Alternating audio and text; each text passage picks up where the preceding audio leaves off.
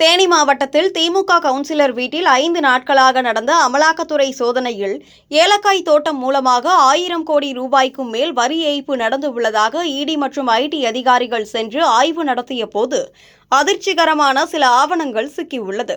இந்த திமுக கவுன்சிலர் தான் முதல்வர் ஸ்டாலினின் மருமகனான சபரீசனின் பினாமி என்றும், தேர்தல் பட்டுவாடா பணத்தை பதுக்கி வைக்கத்தான் அந்த ஏலக்காய் குடோன் பயன்படுத்தப்பட்டதாகவும் பல அதிர்ச்சி தகவல் வெளியாகியுள்ளது. KN நேரு பிரச்சனையே இன்னும் முடியாத நிலையில் திமுகவுக்கு இடி அடுத்த ஆப்பு வைத்து உள்ளது.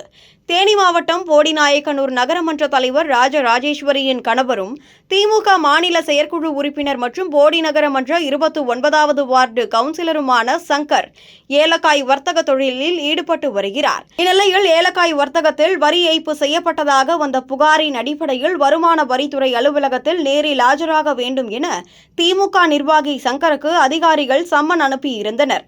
ஆனால் அதற்கு சங்கர் ஆஜராகாத நிலையில் போடியில் உள்ள அவரது வீட்டில் வருமான வரித்துறை அதிகாரிகள் நேரடியாக சென்று சோதனையில் ஈடுபட்டனர். மேலும் போடி ரயில்வே பாலம் அருகே உள்ள சங்கருக்கு சொந்தமான ஏலக்காய் குடோனின் பூட்டை உடைத்தும் சோதனையிட்டனர். இந்நிலையில் சங்கர், அவரது மனைவி ராஜராஜேஸ்வரி மற்றும் மகன் லோகேஷ் ஆகியோர் தலைமறைவாகினர். அதனால் ஏலக்காய் வர்த்தகத்தில் சங்கருக்கு தொடர்புடைய நபர்களிடம் அதிகாரிகள் விசாரணை நடத்தினர். இதனையடுத்து 2 நாட்களுக்கு முன்பு போடியில் உள்ள வீட்டிற்கு வருகை தந்த சங்கரின் மனைவி ராஜராஜேஸ்வரியிடம் வருமான வரித்துறை அதிகாரிகள் தொடர்ந்து விசாரணை செய்து வந்தனர். அவரை தொடர்ந்து தலைமறைவாக இருந்து வந்த திமுக நிர்வாகி சங்கரும் இல்லத்திற்கு வருகை தந்து வருமான வரித்துறை அதிகாரிகள் முன் ஆஜரானார். அவரிடம் விசாரணை நடத்திய வருமான வரித்துறை அதிகாரிகள் இரவு பகல் பாராது விசாரணை நடத்தி வருகின்றனர். இந்நிலையில் ஏலக்காய் வர்த்தகத்தில் சங்கர் சட்டவிரோதமாக கோடிக்கணக்கில் மத்திய அரசுக்கு வரி வருவாய் இழப்பை ஏற்படுத்தி இருப்பதாகவும் சொல்லப்படுகிறது.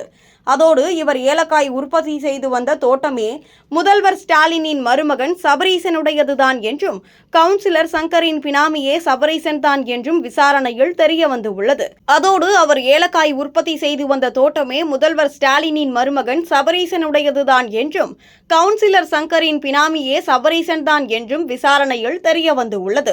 அதோடு ஏலக்காய் தோட்டம் மட்டுமல்லாமல் வட தமிழ்நாட்டின் மலை அடிவாரத்திலும் பணத்தை பதுக்கி வைத்திருக்கிறார்கள் என்றும், கிட்டத்தட்ட 3 லட்சம் கோடி வரை பதுக்கப்பட்டு உள்ளது என்றும் சொல்லப்படுகிறது. இந்த பணத்தை வைத்துதான் தேர்தலுக்கு செலவு செய்ய திமுக பதுக்கி வைத்திருக்கிறது. இதிலிருந்து வெறும் 6000 கோடி ரூபாயை எடுத்து தமிழகம் முழுவதும் வாக்குக்கு 2000 என கொடுக்க திட்டம் தீட்டி இருந்திருக்கிறார்கள் என்ற தகவலும் வெளியாகியுள்ளது. இந்நிலையில் தான் இந்த ஏலக்காய் ரெய்டில் திமுக கவுன்சிலர் தொடங்கி ஸ்டாலின் மருமகன் முதல் திமுகவின் பல முக்கிய புள்ளிகள் சிக்குவார்கள் என்றும் எதிர்பார்க்கப்படுகிறது.